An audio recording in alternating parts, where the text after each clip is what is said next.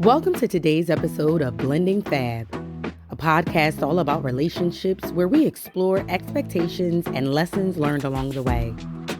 To keep up to date with what's coming up, be sure to follow us on Instagram at blending_fab. Let's get straight into it. Is being a mom all that you thought it would be? Is being a mom all that I thought it would be? So we could be transparent, right? Mm-hmm. Already. To be very, very, very, very honest, being a mom was not on my top to-do list. You know how everybody wants to get married, have kids. It wasn't one of those things that I feel like I needed to do and that I wanted to do. So I really didn't have any expectations. What I can say is that the love that you feel for this life that literally knows you inside and out, it's a love that I really can't even, I can't describe. It's actually overwhelming because it's like a combination of, yes, I love you, yes, you're mine, but then it's this love where it's like, oh my goodness, if something happens to you, I'm going to probably die too. So it's a scary love, it's a agape love, it's a possessive love. It's overwhelming. It's overwhelming. Just knowing that this person was literally inside of you. But is it what I thought it was going to be? No. No, it's not easy. The love, really, you have to remember the love. You had to remember the purpose. You had to remember the reason why they were birthed inside of you, because that will be the only thing that will get you through each day. But no, it's not what I thought it would be. But the love is what I knew it would be and what I needed. That's really all I can really say about it. But being a mom is no joke. It's no joke. Good to know.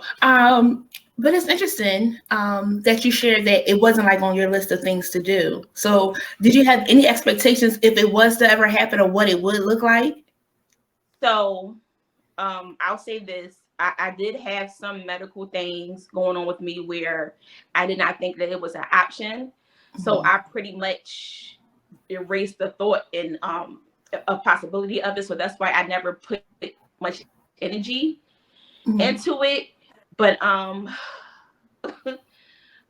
guess what was the question? I'm sorry. No worries.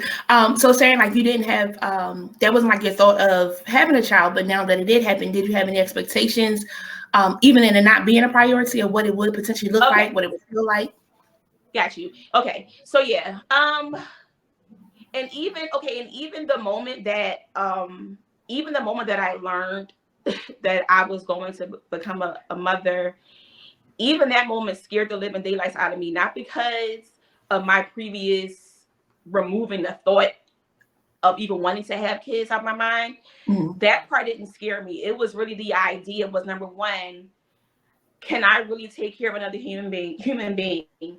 And number two, am I ready for this? So I think it's one of those things where you know how when people get pregnant, especially people who want to have kids, they read all these books. They go on YouTube, they go on Google, and they try to read all these things to prepare. I didn't do any of that. I didn't do any of that at all, because I knew that I had only 9 months, and trust me, those 9 months go so fast. I had only 9 months to try to change habits of mine that I did not want for my son, he's a boy, to experience. So even my expectations, once I learned I was having a baby, even getting through the pregnancy, I still had no expectations. I just wanted to be a better human being for him. Gotcha. That's all that I knew. Like, I took off all the pressure of being this perfect mom, and I just wanted to be a better person for him. So while I was pregnant, I did all self work. That's it. That's all I did. That's all I did. Amazing and commendable. Because sometimes people, go through different phases of life, and it's like, all right, we just roll with the punches. But to be intentional, about what's about to happen, kudos to you. Kudos to you. Thank you. Thank you so much. So another question. Mhm. How much of your mom are you with your baby? How much? Ooh, this is a loaded question, actually. How much of my mom? So, what I will say is that my mom was very attentive. Um, my mom was very compulsive with us. I have a brother also. Um, it's weird though, because I'm a combination of my mom and my dad. Okay. Weirdly.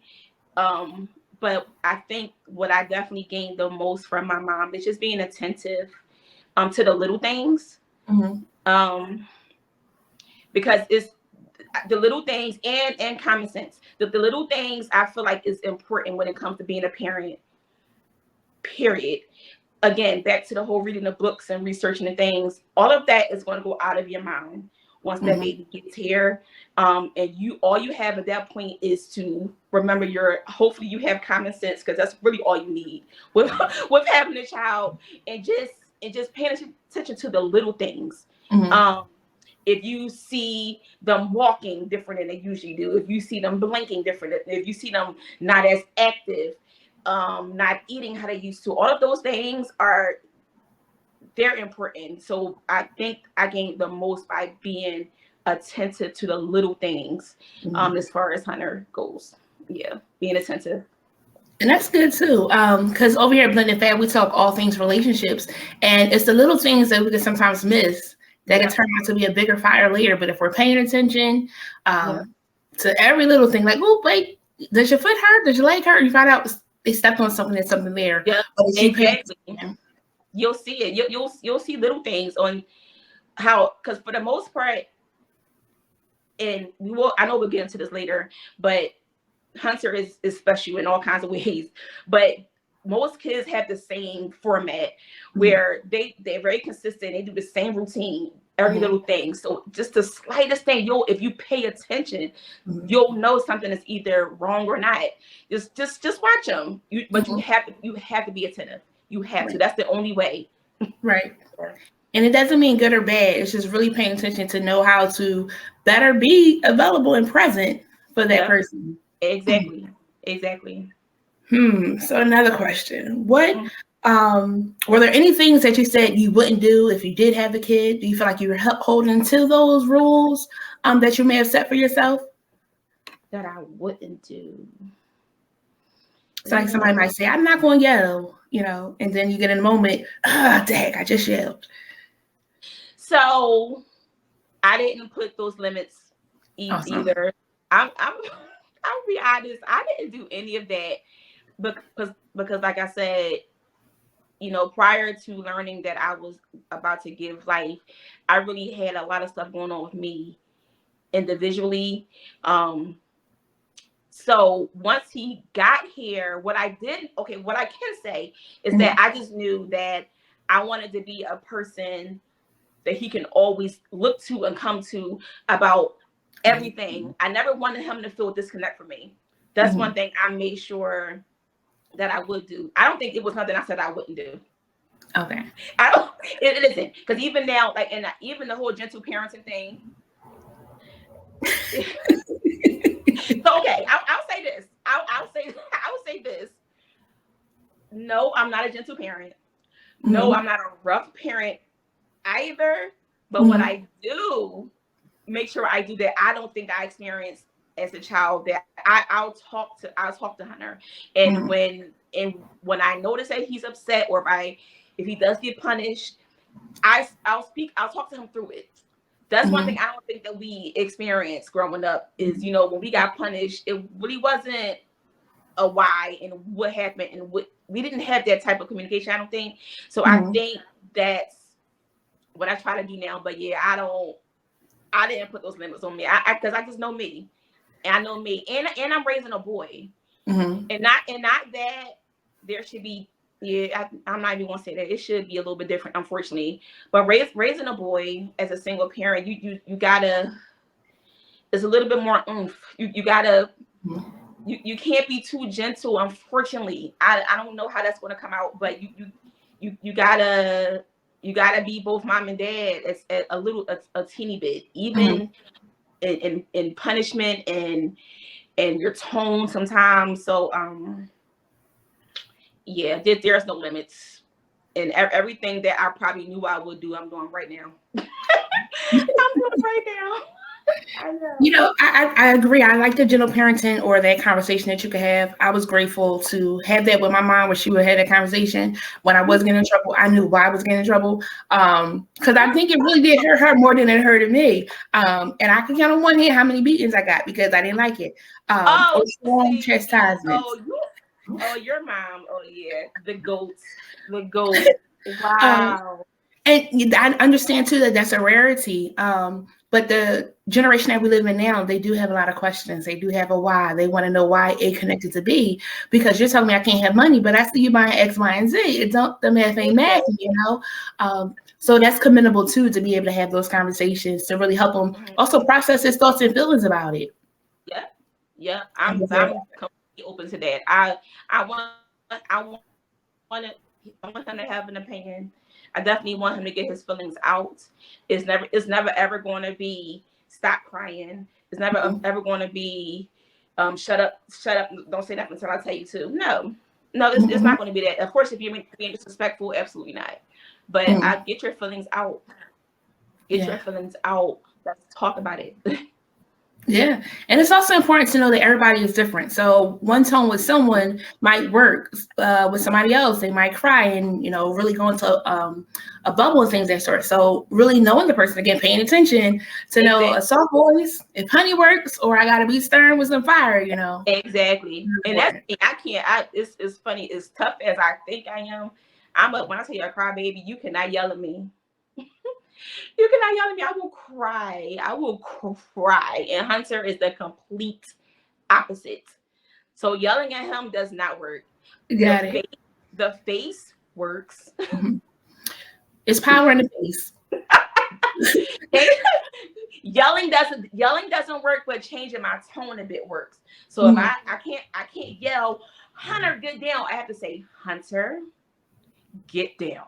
That works. You know what I'm saying? So yeah, I think it also depends where you're around, because sometimes you're around people, you're like, he's embarrassing me, you know, things of that sort. But again, it's that process of learning, you know, taking a breath for yourself. Do not get me started on that. And I don't know if we're embarrassed by our kids being, and we know who they are and how they're going to be. So I don't know if we're embarrassed by our kids, or we're embarrassed by the looks and stares. I don't know which one. I don't know which one is more embarrassing. But I get embarrassed easily to the point where I want to leave. I'm talking about leave. Yep. And that's pretty big too, because even in that moment of feeling like that embarrassment, your child is still growing and finding out who they are. Us as adults are growing and trying to find out who we are. We get in a bad situation. We've seen on the news where some people can't manage their emotional intelligence very well. They're unsure that they were upset, and then they're responding like, "Oh, yeah, I was out of pocket," you know. So also that mindset of trying to be aware and know that they are growing and trying to figure this thing out just like we are. Exactly. It's the people though. Y'all listen, everybody out there. If you see a mom in the market or in the movies or on an airplane, give her grace. Yes. Give her grace. Please either offer to help. Don't stare. Don't make weird faces. Just walk by. Just give her grace. That's it. Please. Please give her grace. And you say grace too, might say, you know, and every so often I have some friends and I'll send them a message like, hey, if nobody told you, you're doing a great job. I know it's overwhelming, but you're doing good. Because some people have given up already. Listen, if you do that, I don't think you really realize. No, like Jen, I'm looking at you in your face. I don't think you realize what that does for us. Yeah. Because first of all, we're second guessing ourselves every single day. Even though we see our child thriving, we see them growing, we see them happy, we still don't think that we're the best mom. So hearing that, you have no idea. Yeah. So please keep doing it. Please. Yeah. You have no idea. Look, and taking a pause here. See, you're doing a great job. Here we go. I told you I was a crybaby. Thank you. Thank you so much. again, every day we're learning. They share like, there's no handbook, and though there are handbooks, it still is unique for your situation. So you could have a whole book of 160 pages and only one page was for you, and you're a little upset because you read all 160. Yep. And it wasn't until 159 that you got what you needed. But in those books, in my opinion, I don't know if they prepare you for what can come emotionally. Mm-hmm. I feel like they're good for techniques, yes, for procedures, for how to make your house functional for your child, organizational skills, but the emotional, I don't know. No one or nothing can prepare you for postpartum. Not one person. I don't care how many stories you heard about it. They can tell you to drink ginger tea. Nope. That is something that is a beast that a book could not prepare you for. So and that is the other side of becoming a parent. And I can't even say a parent because do you think fathers? I don't think they would deal with that. Not on the level as we would, but being a mother, giving birth, that psychological, baby, yeah, it's no joke. And I hate when I see different posts with people saying that postpartum isn't real, or oh yeah, it's real. It's real. It is.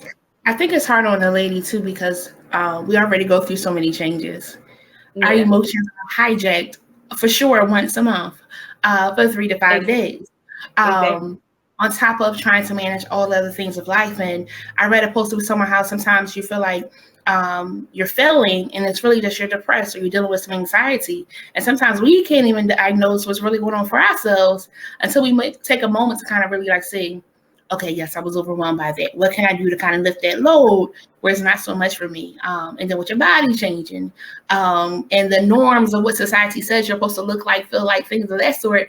And unconsciously and consciously, sometimes people are trying to still get that Coke bottle, and it's not realistic for everybody because everybody wasn't meant to be a Coca-Cola bottle, Yep, exactly.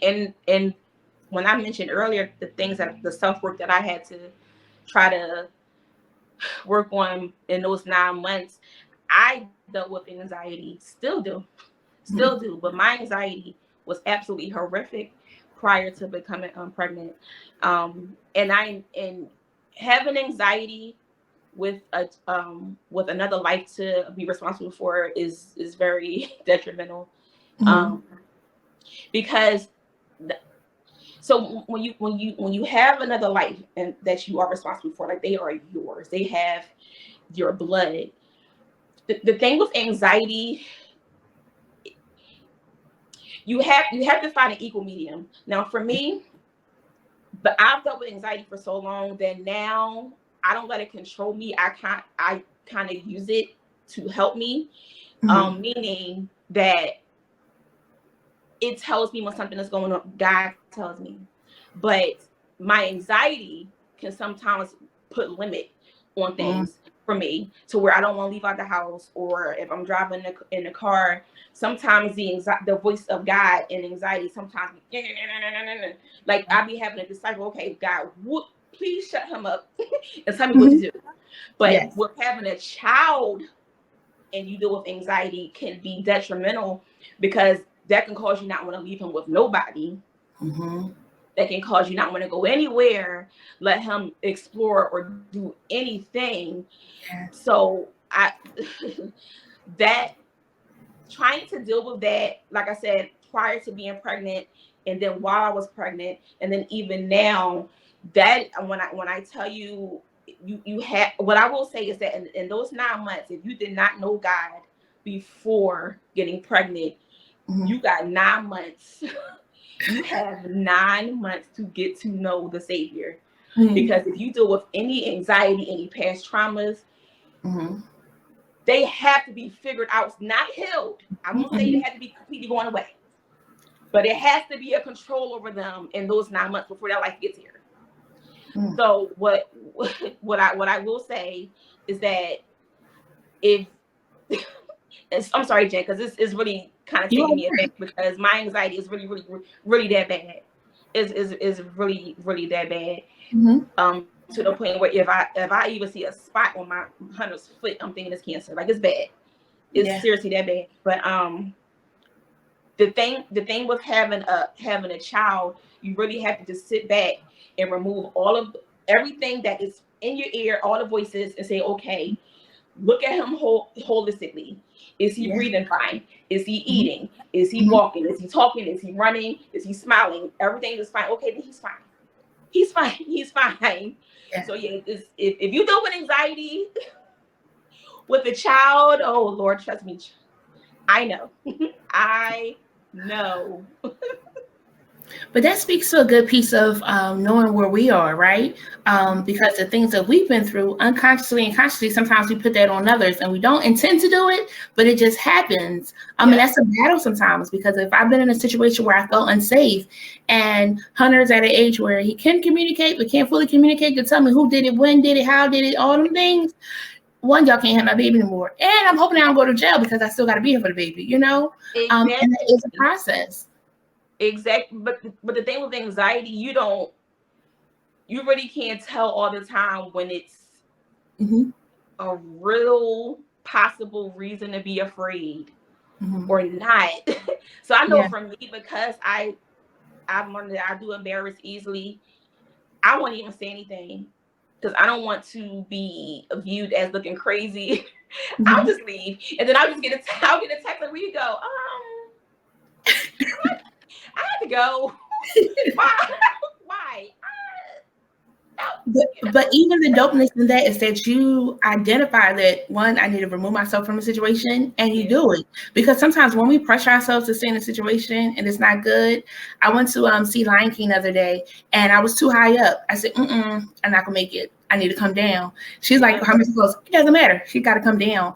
And that's the thought that I was having in that moment. If I would have stayed there, I would have had a panic attack like the other young lady. I've never had one before. I was feeling a little lightheaded. I knew I was about to pass out. Too much was going on. And sometimes we do have control to change the situation, and sometimes we don't. So either I was going to be able to move down, or I would have had to leave and miss out on the experience.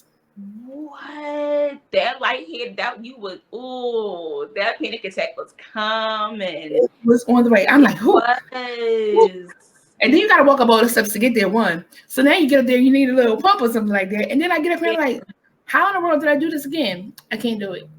So imagine that within yourself and for your child. Right. It's crazy.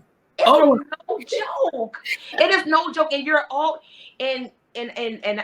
other mothers tell me all the time, it never ends. Like, even when they become an adult, you're always thinking about them all the time. Are they okay? Are they eating? Even when you know they're in good hands, the thought and the worry never leaves your mind. So if I'm driving my car, I have this anxiety. Okay, oh my goodness, I could get in an accident at any time. And at the same time, I'm like, oh my God, what if Hunter is choking right now? Like, what? It's the scenario. I mean, you have wrote whole story in your head that's not even coming to fruition. It is too much. But my anxiety was definitely one of the things I had to deal with in those 9 months. I had to. But like, and maybe you can maybe answer this better than me, especially on a spiritual level. I don't know, and I know God does all things well, and He's capable of doing the impossible. But I don't know if anxiety is one of those things where, lay your hands, boom, you're done.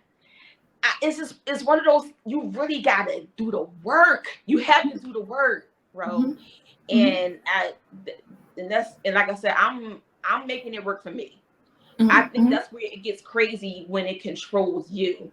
Yeah. When I feel it in I feel mine in my stomach. When I feel it in my stomach, I'm like, okay, now listen, hey, now Hunter is going to gymnastics. He's not going to break his neck. He's not going to do a backflip and break his teeth out. Relax. Then like, you have to control. Then I'm so serious. Look, I understand. So it's that bad. He is. I was watching some children the other week, and it was the same thing. I wasn't even with the children yet, but I'm in my head thinking like, oh my gosh, if they don't get in a car, what if a car rides past and hits them? Oh my gosh, what am I going to tell their mom? You know, so I totally get all those things because you have somebody's life in your hands and you're trying to take good care. But I like how you said, like, you know, that your stomach hurts. So like something happened that was a trigger to then cause your personal cue to go off to let you know that something is about to like get you on the rocks and things. And the next step is, do I stay in this a little bit longer or do I immediately get myself out? But sometimes you have to push yourself to stay just a little bit. Why? Because sometimes it's not as big as a fire as you think it is. It's just a small little thing. It's like when you're on the beach in the waves. Like some of those waves look like they're nothing. Then some of them will knock you down. But sometimes you have to just stay there for a second to see how it goes. And if it becomes overwhelming, remove yourself, but also giving yourself a chance to see, how do I survive in the face of this when it really could knock me off my feet? I feel it trying to knock me off my feet. Because even when that wave hits really hard, provided you're not too far out there, you can get your balance and you can be okay. So again, knowing how far you can go to try to see the rocket. Yep. And I'll if we're on our way to gymnastics and like I'll feel it in my stomach and I'm like, okay. And I'll start to pray and I'm like, okay, then it kind of will dwindle away. And I'm like, okay, whew. Like, so that was me definitely testing the words, like, okay, but Tahira, Hunter needs this routine, he needs this consistency. He'll be fine. You'll be right outside the door. Everything will be fine. Everything will be fine. Yeah, you're absolutely right. You're right. And let's just pause like, dear Jesus, please continue to let everything be fine for her sanity and sake. Please let it continue to be fine. So she can be outside and know that he's doing amazing and not worry. That's it. That's all. I take the limits off. Anxiety just limits you so, oh God. Mm-hmm. It just, your quality of life is just terrible with anxiety. It's horrible. But yeah. You got this. So you shared about being a single parent. How has that experience been for you? Trying to co-parent. Okay. I do not suggest single parenting for anyone. I don't. However, I do believe that my situation is vastly different because I have a village that is impeccable. They're impeccable. Hunter's grandparents are, they're indescribable. Their sacrifice is indescribable. His godparents. So, though I experience the what it feels like to be in single parenting, it is very, very difficult. But the thing that I do not suggest is this.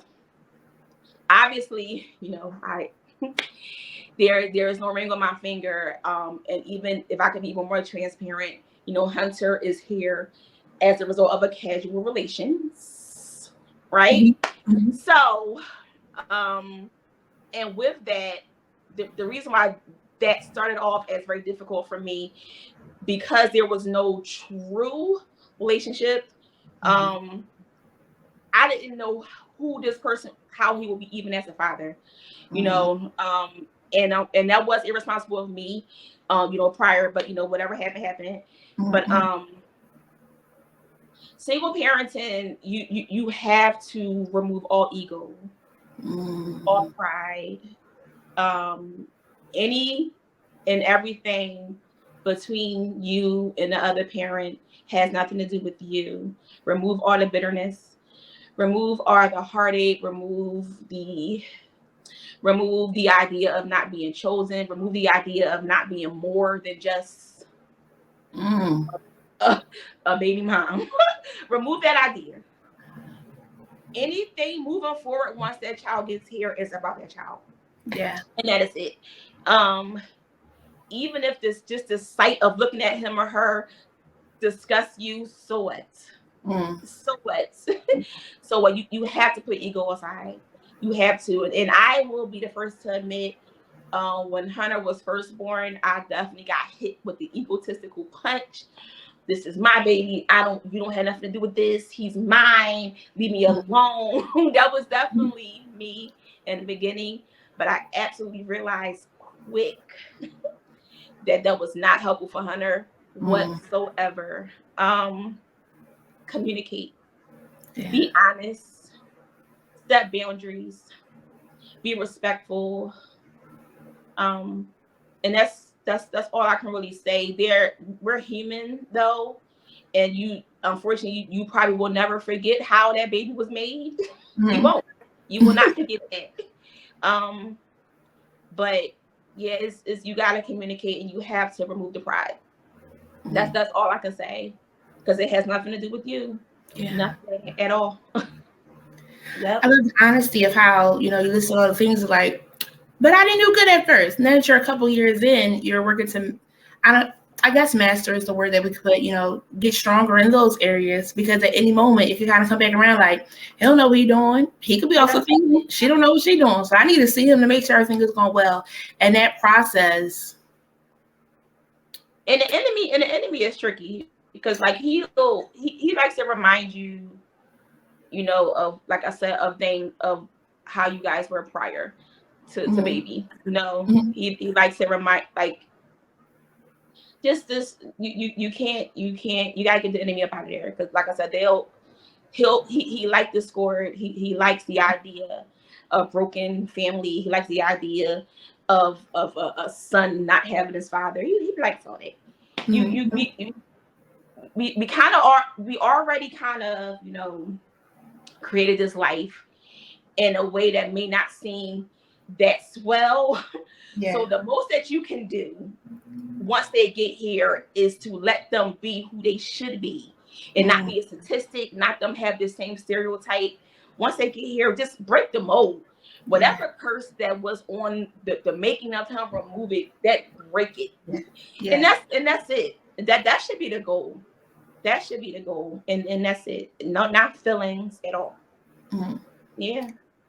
I like the other part of how you shared that you have to get out of the mindset of us possibly nothing more than just co-parents, right? Because there's some that get in a situation, have a baby like, oh, he gonna marry me. That doesn't make him want to marry you. That doesn't mean that you really want to marry him, because a piece of you knew that prior to the pregnancy. You knew it. You know it. in my situation, and other people like me. I won't speak for everybody, but you know what I mean by casual relations. We're grown, okay? Yeah. We're done. You know what I mean? Casual relations are just that. Yeah. Are just that. And if a baby come up in the mix, now we got to figure this out. We have to figure this out, and that's it. I don't arrange. Hey, listen, let's make sure he is better than us, and that's it. Yes. That is a process. So it used to be a conversation of like, when you're like connecting with people, you're hoping that one, we know that we lay down, a baby could come up. Other things come up, but for sure a baby come up. And knowing who this person is it somebody that you feel like would be a good dad and things of this sort? And even though you said that you might not have known some of those things, truth be told, I used to have the analogy of like, when you go to the grocery store, you pay more attention picking out the meats in the grocery section, because it's going to your body, you paying attention, things of that sort. But there's sometimes that you get something and it really looks good and you get home and then it had air in the pack, so then it turned bad. So presentation can always be amazing, and you still never know. Yep. It's and for me, and like I said, I'm open book. Even with knowing, the situation and what it was. Remember when I said that I had medical issues and I thought it was never even a possibility for me. I had to keep them. Yeah. I had to. I had to. It was no way. Like it was crazy. Is like, like I've been saying this whole time, the idea of having a child was never even in my top priority or even a thought. I had a dream. I had a dream that I was in my bed, and it was weird. I had a dream I was asleep in my bed, and it was a baby crying next to me, right? Baby crying next to me. I turned over, I pick up the baby. He had on this blue cover, right? Mm-hmm. But I could not see his face. Okay. At all. So I'm like, oh my goodness, what's wrong, baby? So I'm trying to calm the baby down. Then I woke up in tears. I'm talking about in tears. Because first of all, at that point, I realized, okay, maybe I do want kids. But even when I woke up, I still had no idea I was pregnant. I had no idea I was pregnant at that time. But I woke up in tears, like, oh my goodness, wait, maybe I do want a baby. And then boom, 2 weeks later. 2 weeks later, take a test. Take 7 tests. I took 7. You're trying to make sure. I took 7 tests and said, okay, wow. Yeah, yeah, that was crazy. I just had to bring that up because this is 7 tests. Having that, and then I can go even further than that. I remember once I spoke to Hunter's dad, letting him know that, hey, I'm expecting, We prior to this, we always discussed he always wanted a girl, right? So in my mind, I was like, oh my God, we having a girl, having a girl, knowing darn well I saw that blue cover. Yes. Knowing God showed me that blue cover. And I'm like, look, this gonna be a girl, but this is me trying to keep the peace. This is me trying to make sure that when this child does come, we will be okay as co-parents.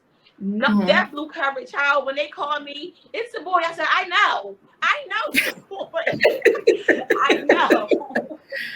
Hilarious. I knew. It was a boy. It was a boy. I knew the whole time. But yeah, that was crazy. That was I would never ever forget that. Yeah. It was also interesting in you telling the story of the dream, because you said that you picked up the baby, you didn't know what it was, but because of the blanket, you automatically knew it was a boy. Because she was like, I didn't see his face. I was like, but she knew it was a boy. Yep. And again, the blue blanket. Yep. It was pieces all came together.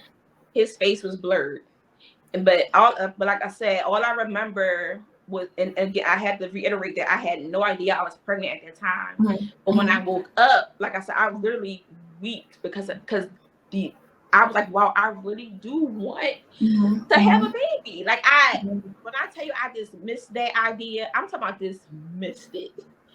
I'm talking about tucked it deep. Like, I'm not having no kids. Medically, my body cannot have any kids. It's not happening for me, honey. Yeah. Can we talk about that for a moment? Okay. Because that's a process of, a lot of people always ask, when you going to have a kid? When you going to do this? One, mind your business. Mind your business. First of all. I've been told, to adopt. I've been told, oh, I know this sperm donor number. Oh, I know this, that, yada, who. But it's a process, one. Mm-hmm. Well, that's 2, because the first one was mind your business. 2 is process. But to know that you had some medical things going on that would cause it to not be an option. And you said that you tucked it deep, but how was that process? Because whether we can or we can't, because we were created to, reproducing things of that sort, that's still a process, and finding out, oh, it might not happen. How was that for you of tucking it so deep in that side pocket? Let me tell you how. Let me tell you how seriously I tucked it. So when I was 2 years old, I had cancer of the kidney, right? So and it's still being determined if that was the reason why, I couldn't conceive. But once it was brought to my attention that I possibly could not have kids, throughout my teenage years and adult years, I began to develop fibroids, right? So, which is popular among Black women. So when you get fibroids, when they get too bad, they give you 3 options, right? Hysterectomy. Myectomy means just cutting you open and removing the individual fibroids, or they give you an option which is called embolization, which basically cuts off the blood supply to your uterus, which will eventually shrink the tumors because they can no longer survive without blood to the uterus. Right. So in my mind, I'm like, remember, you gotta remember, in my mind, I'm like, I don't want to have kids. I'm over it. So Right. of course, my first thought was, okay, hysterectomy, take it. I don't even want to take it because I feel like they're gonna keep coming back. My mom was like, no, you're too young. Da, da, da. I said, okay, fine. With the other procedure where they cut you open and remove them, I didn't want that either because remember, I had this huge procedure with my cancer. I already have a huge scar. I didn't want another one. Gotcha. Right? So I'm like, okay, I don't want to do that. So let's go with the third one, where you're cutting off the blood supply to my uterus so they can eventually shrink. The doctor said to me verbatim. Jennifer, he said verbatim. Now, Zumar, I know there was some concerns about, you possibly being infertile, but if you have this procedure, you are completely removing the possibility of having kids. I said, do it. Do it. I'm over it. Just go ahead and do it. I get the procedure done. Boom, bow, boom. Fine. Here's the thing about God, right?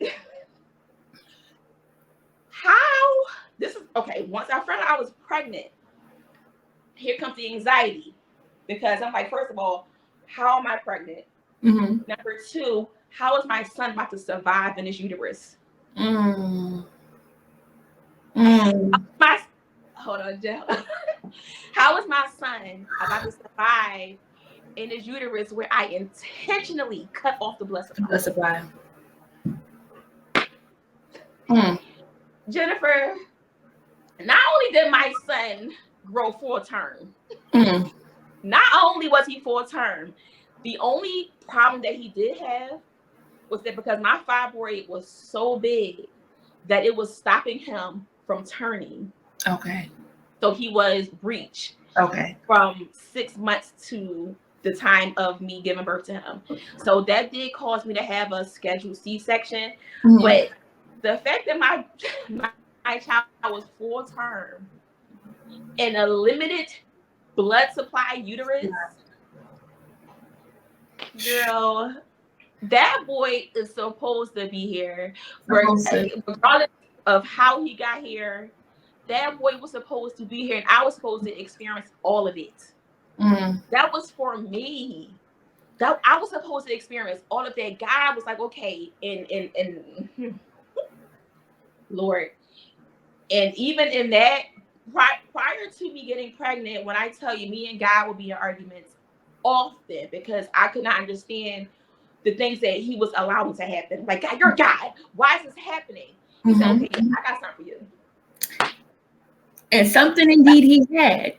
Because like, if you didn't know God was real, you keep doubting me. You keep questioning me. Okay, here we go. Yep. Action. And when I can't even say limited blood supply, none. So my son was in my uterus for 9 months around other dead fibroids. And just one that was still hanging on, stopping him from moving. Girl, he was supposed to be here. Yes. He was supposed to be here. And the moment I was able to forgive myself for whatever happened to get him here, I realized, okay, this has nothing to do with me. Yeah. This has nothing to do with his father either. Yeah. Girl. Yeah. Girl. Amazing. And then even now with Hunter being here, he'll be 4 in October. And Hunter's amazing. Yeah. He's amazing. He's tenacious. He's determined. He's independent. He's loving. He's affectionate. And underneath all of those great things, he does have this small autism diagnosis. Small. Small. For now. Small. Even that was for me. I was that being autistic. Give it to me. Give it to me. Yeah. I got it. I can do this. I can do this. Is it easy? No. No. But give it to me. If this is what comes with Hunter, give it to me. Yeah. So yeah, Hunter he changed my life. Yeah. I can't even, my whole perspective is just different. I don't know. I don't know. That's the good part about it. That's the good part of being a parent right there when you see why they're here. Not just don't worry about the bills and how much they cost and how much that you don't get sleep. No. Once you realize why they were assigned to you, man, that changes the game. That changes the game. Yeah. I know. Anita Wilson wrote a song, Lord, You Leave Me Speechless. This is a speechless situation. Jen. What the doctor said, and the doctor is an expert. But then it also reminds me of a Bible verse that says, whose report will you believe? And how it was a desire, but you pushed it away. But then how God still showed himself again. Yeah. We get a lot of stuff from God that ain't the right way, but it's his will for us to have it. Exactly. And this was his will, and that's just exactly. Like Hunter is so, I don't even know how to explain it. Like, we both needed each other. I had to get him here. I had to get him here one way or another. Yes. And I refuse to cry. But you have to focus in moms. I know you're tired. I know you are sleep deprived. I know you are exhausted. I know that you don't feel like you have nothing else other than being a mom. I feel like you probably lost your identity. Just remember the why. Remember the why. That's all I can say. That's the only thing that keeps me going, Jen. That's it. Like, Hunter was literally assigned to me. Like, he was, and who am I to juggle that? Who am I to not carry that like I should? You know, like, once you really look at your child as your assignment, you treat it different. It's not a burden. Not just a sin. No, this is an assignment. Yes. And then with the autism ones, man, what's up? Boxing gloves on. What's up? This is small. That's small. That's what I said. Anytime somebody, how's Hunter? Tell me about Hunter. He's great. He's a oh yeah, he has autism too.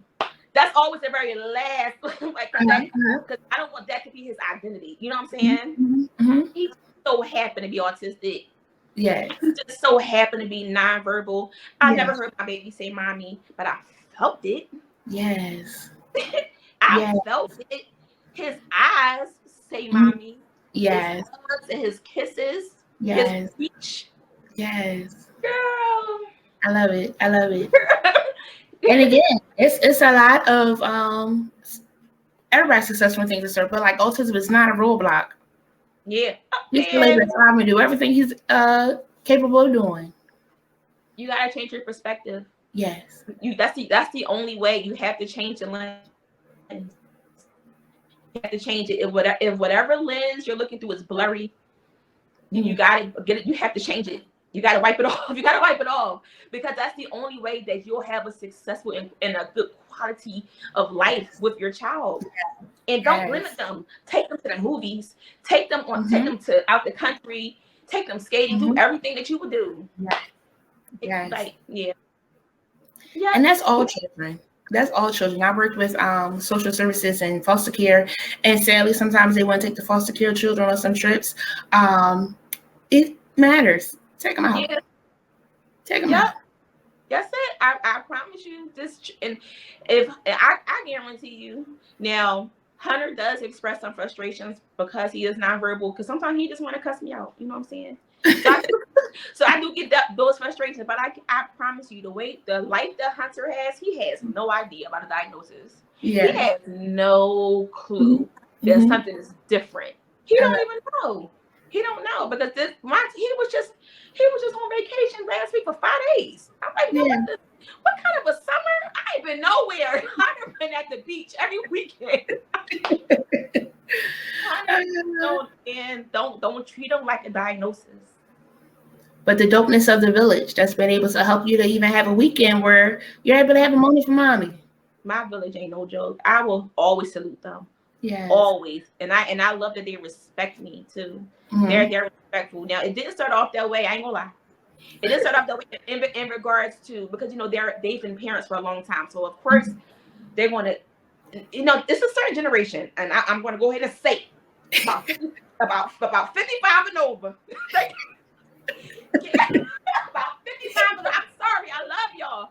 But I love y'all, but y'all, you can't tell y'all nothing. Y'all stuck. Y'all can't tell y'all nothing. Y'all just tell us everything. You can't everything to you. Y'all don't want no new ways and nothing. So that was the only thing. This in the beginning, they will always try to say, "No, it's here. You gotta put cereal in the bottle. You gotta do." Mom, that things have changed. Things have changed. That was the only thing that we kind of just a teeny bit just going with their old ways to what I want to do. I want to say, hey guys, he's mine. That's just putting it out there. I know, just reminding you that he came out of me. But yeah, my village. My ain't no joke. My village, I can't wait to take care of them. I can't wait. Yeah. I love it. So the last question, or the summation, is now dating. What does that look like as a single parent? Because I found out that it's pissed in this dating pool. Jennifer, I can ask you the same question because it's the same for me. It don't matter. Okay. It does not matter having a child or not. It is not. Okay, I'll say this. I'll say this.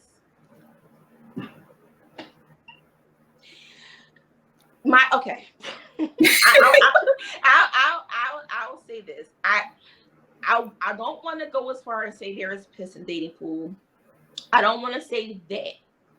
I only want to speak for me, and I'm going to say my non-existent dating life is because it is not even because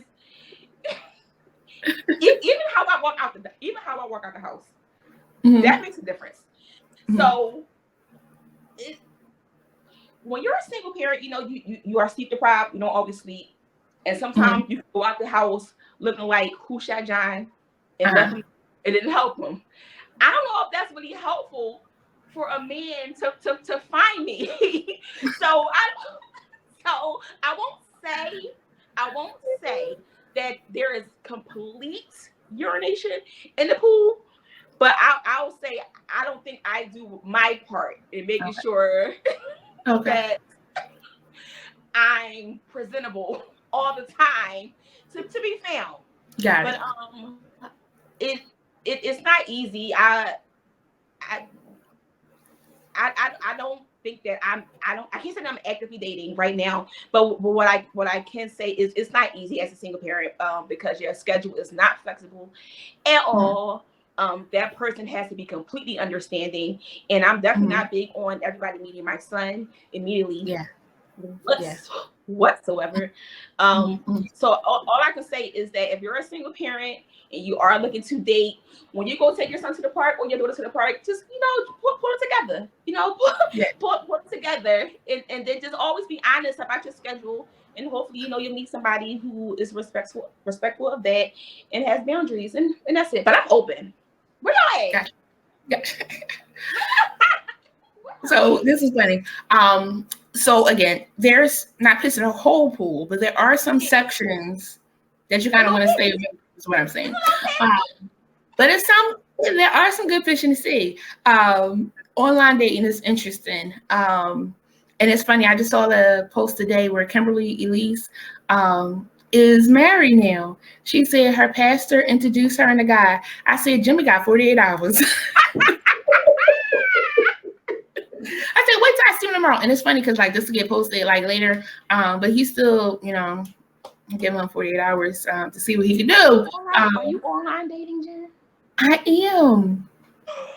I'm gonna do it. I'm doing it. Seriously? Yeah. I've been so. So do it. So someone said that to me too, and I think with online dating, the premise is that we hope that they're really trying to date because they're on there, they're available. Because you'll see somebody in the street, and it's like, are they interested? Are they not interested? Are they married? Are they whatever like that? These are people that are saying that they want to date, so you connect with them, you chat with them on the phone. It's some that are looking for a third person in their unit, so you can find anything of whatever it is you're looking for in there. Yeah.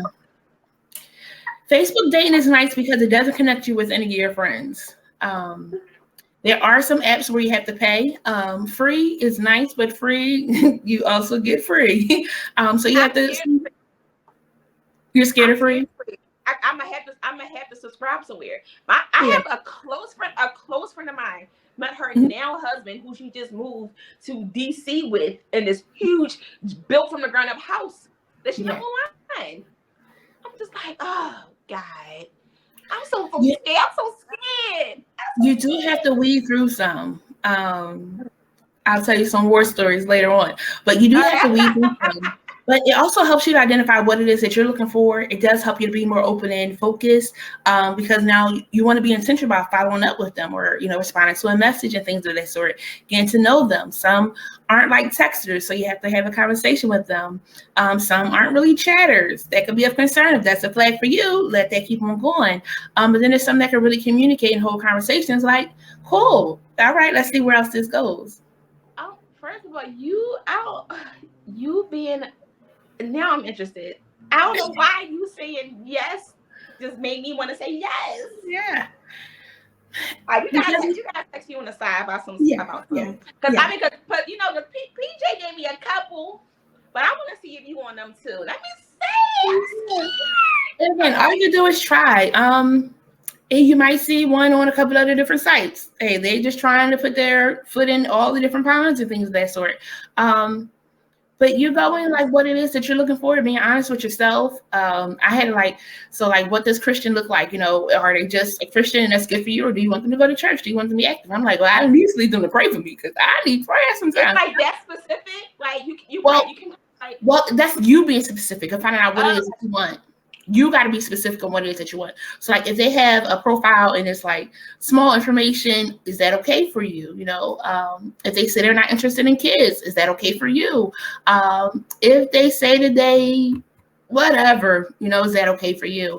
And then when a conversation starts, are they able to keep your attention? Do you feel like this is a good situation? It was one guy. Oh yeah, we still recording. It's one guy, I reached out to him, I was like, he was talking. I was like, you are breath of fresh air, right?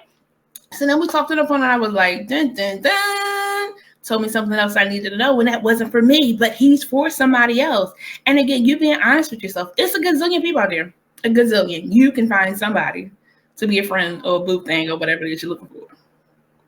Woo!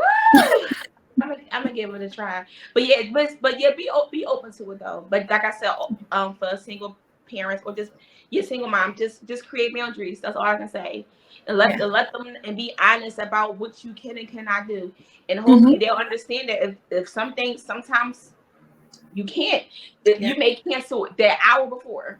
You gotta be okay with that. That's the only thing about it. But yeah, I'm open. I'm open. I'm scared to death, but I'm open. I won't hold you. I'm scared to death too because again, you could be catfished. They could be on there and have a gazillion different situations. I saw somebody does like relationship lives and things of that sort, and they were like, let's see full body, whatever that, or like the full room of where you are. He was like, I'm in our laundry room.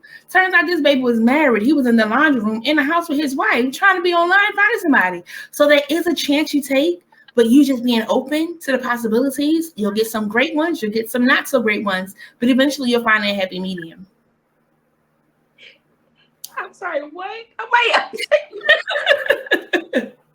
It's never a dull moment in these streets. Oh my goodness. Okay. Woo! I think that was the part that makes me even more scared. And on top of my urban anxiety, my social anxiety is weird with strangers. In a group setting, if this is one person that I do know, you're going to be all of me, my silly me. But I'm weird. I'm very, very weird with initiating things. I'm really weird with just walking up to you and just introducing myself. I'm weird. I will sit in a room of strangers on my phone and just. Or so, who are you in like networking events? Like, are you the person that's kind of walking up with your head held high, or a little bit of both? I can like put myself to be by myself, but I'm also in the place of trying to connect with people. I do, podcasts and things. So I'm always trying to meet somebody new. But I also believe even in those situations, if that person is interested, if something about you has struck their interest, they're going to come over and still try. Yeah, that I feel like that's what always limits me. Like I said, other than me being tired and not looking how together all the time. Not saying I gotta be beat all the time. Right. Just looking presentable. Or it just I get really shy. But see, the funny part is I'm that person too. Like if I'm in the market with Hunter, I just want to get what I gotta get and leave. And if somebody could just be saying hello, this is me. Hi. I'm not even making eye contact with you or. This is the thing. You acknowledge that now. I was in a diner a couple weeks ago, and this guy was like saying hi. I was told him, he was like, "Yes, that's nice of you," and like looking to that sort. And I'm like, we came in. It was like 2. I was like, it is 2 for me. I'm not with him or whatever like that. And I'm like, Jennifer, after I said that, I'm like, you're gonna have breakfast with this young man. Your sister would have been all right, But again, when we become aware of it, moving forward, we try to do a little bit better. What that better looks like is different for everybody. It could be that you say a couple more words and not rush away, but you at least try.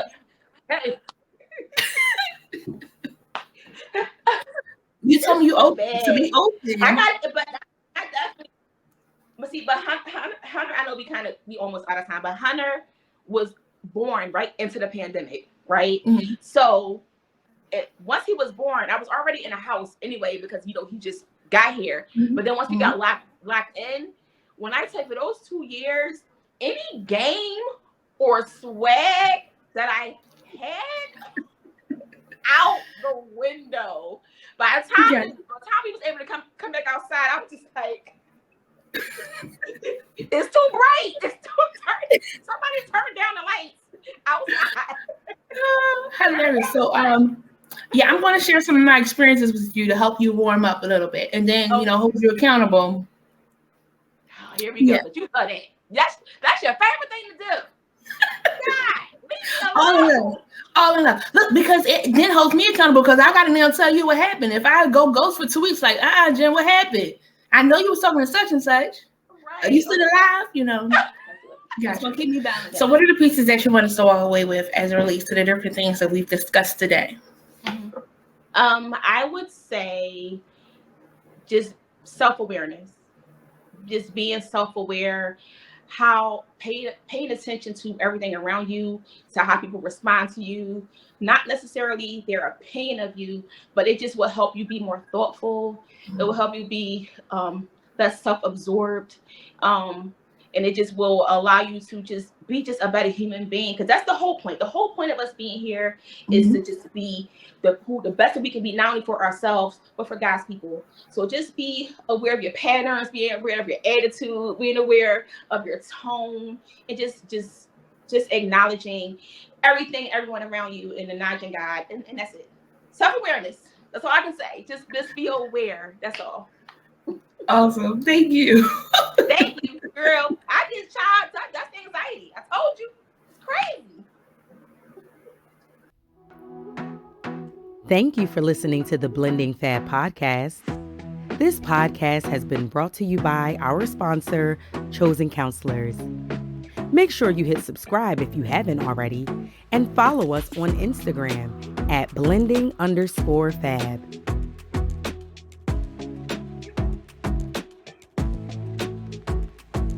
Check out this snippet from our next episode. Children need to be heard. Right. I just think. Yeah. You know what I mean? And it's like I tell my daughter, I said, you can say whatever you want to say.